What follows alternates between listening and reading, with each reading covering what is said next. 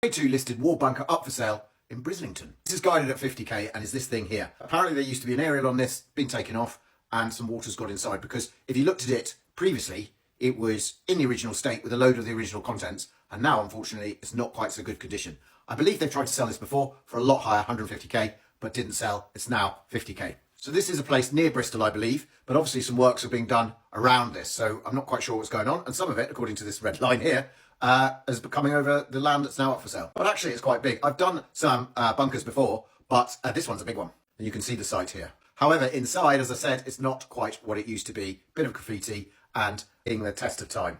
I think you can see at the top here some water ingress, and as you can see, it's not what it used to be. However, you know, these are the showers, shower block, urinal block, and more space. Other parts of the building, it just goes on, and obviously people used to work along here.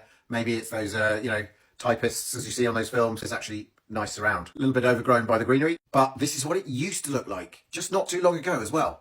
And it would have been historical, and maybe you could have had a little bit of a museum out of it. I don't know. I don't know what you're going to do with it. What would you do with a building like this? I always think it's a bit of a shame when history is destroyed like that. But maybe the current owner is thinking, well, it's going to be worth more, not as a museum type piece. So it doesn't mind so much. But look, even on some of the original storage old records where, yes, it doesn't look amazing, but it's like what it probably was in the war.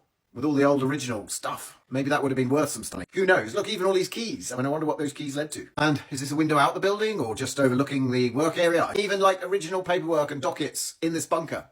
Some kind of plant room. Maybe that's the electricity supply for the bunker. Even this must be one of the working original, generators for the bunker. So it is a shame that all of this was destroyed. So let me know your thoughts on this kind of building.